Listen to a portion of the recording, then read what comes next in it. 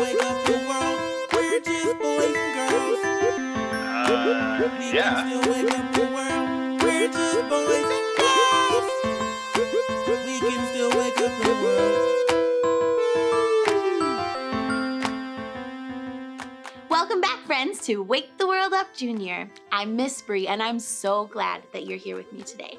Let's practice our Remember verse before we get into our story. It goes like this: I can do all things through Christ because he gives me strength.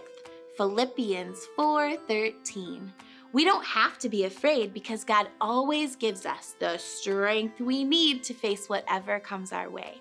Next, we're going to check out a special Newsy News report about a man named Stephen who faced something really scary, but he knew that God was with him. It's time for Newsy News. Welcome to Newsy News. I'm your host, Stormy Goodfellow. I have a breaking news update that I am so sorry to have to bring to you today. Stephen, a disciple of Jesus, has died. We have been following the story of the disciples carrying out God's mission. They have been on a mission, not just to sit there, but to wake the world up to Jesus. We have a reporter on the scene to tell us what's been happening. Hello? What are you seeing? What are you hearing from people? Yes, hello, Stormy. Wow, there has been a lot going on here. First, Stephen was captured by the high priest and sent to court. Some people didn't like that he was so filled with God's Holy Spirit and he did miracles. So they lied about him and got him arrested. Oh my goodness. What happened next? From what I can gather, he was taken to court and asked if he was going against the laws Moses gave and the rules the people had forever about the tabernacle. So Stephen spent a lot of minutes going through the whole story, from baby Moses to the freeing of the Israelites to Aaron letting the people make a golden cow to Joshua and the tabernacle. Wow, I bet that didn't go over well.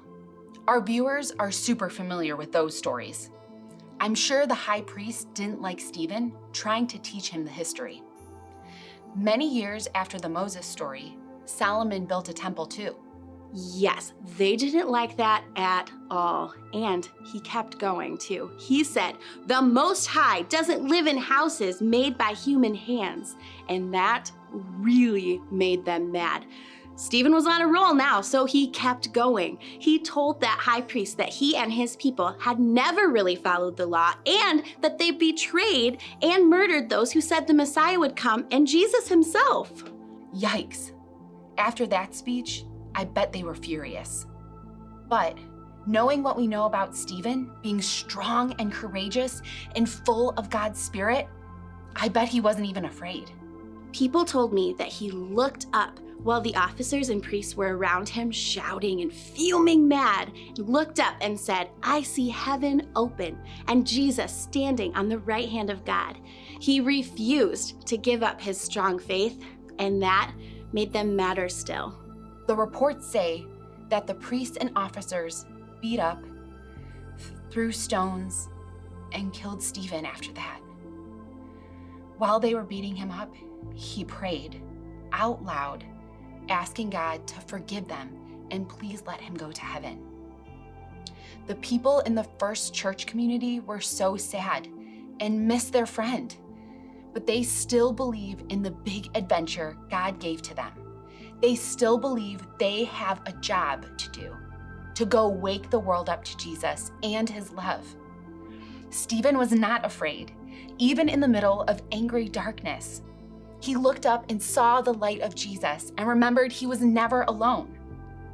Nothing could scare him. I'm Stormy Goodfellow. Goodbye. Wow, Stephen knew that no matter what came his way, that Jesus was with him. Even when he was in a spooky, scary situation, he remembered that he wasn't alone. I'm gonna remember that this week, that I don't have to be afraid because Jesus is with me. I don't have to be afraid because Jesus is with me. Say it with me this time so we can both remember, I don't have to be afraid because Jesus is with me. Bye, friends.